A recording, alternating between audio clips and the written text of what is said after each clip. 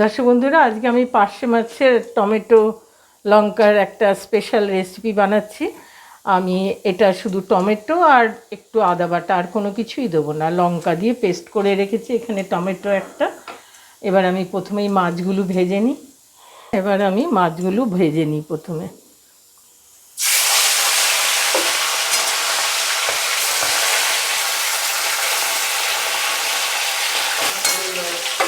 এক পিঠ উল্টিয়ে দিলাম, আর একটু ভাজা হবে অন্য পিঠটা। দর্শক বন্ধুরা, মাছগুলো ভাজা হয়ে গেছে, এরকমভাবে ভেজে নিতে হবে। এবার আমি গ্রেভিটা কিভাবে করছি আসুন দেখিয়ে দিই। আমি তেলের মধ্যে একটা লঙ্কা ভেঙে দিলাম, অল্প কালো জিরে দিলাম।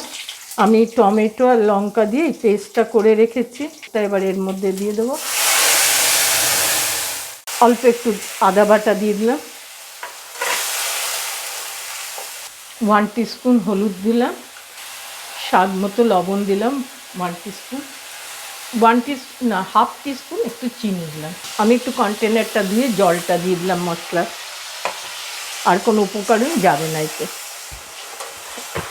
এবার আমি হাফ টিস্পুন কাশ্মীরি লঙ্কার গুঁড়ো একটু দিয়ে দিলাম রঙটা হওয়ার জন্যে।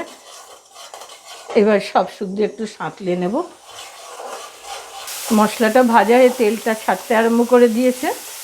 এখন মাপ মতো গ্রেভি জলটা দেবো। এবার ঢাকা দিয়ে দিই, ফুটে উঠুক কিছুক্ষণ। ঝোলটা ফুটে গেছে, আমি আঁচটা কমিয়ে দিয়ে এবার মাছগুলো এতে ছেড়ে দেবো।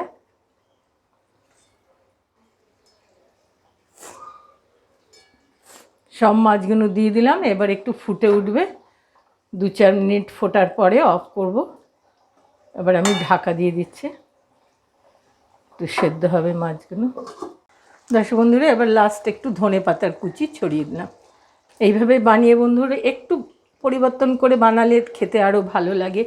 টমেটোর এই ঝোলটা আমি করেছি অনেকবারই, খুব ভালো লাগে খেতে। শুধু আদা আর টমেটো দিয়ে রান্নাটা হয়।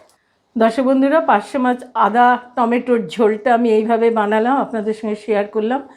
ভালো লাগলে লাইক করবেন, সাবস্ক্রাইব করবেন, বেল আইকন টিপে দেবেন যখন যেটা রাঁধবো যাতে আপনারা দেখতে পান, আর একটু শেয়ার করবেন বন্ধুদের সঙ্গে।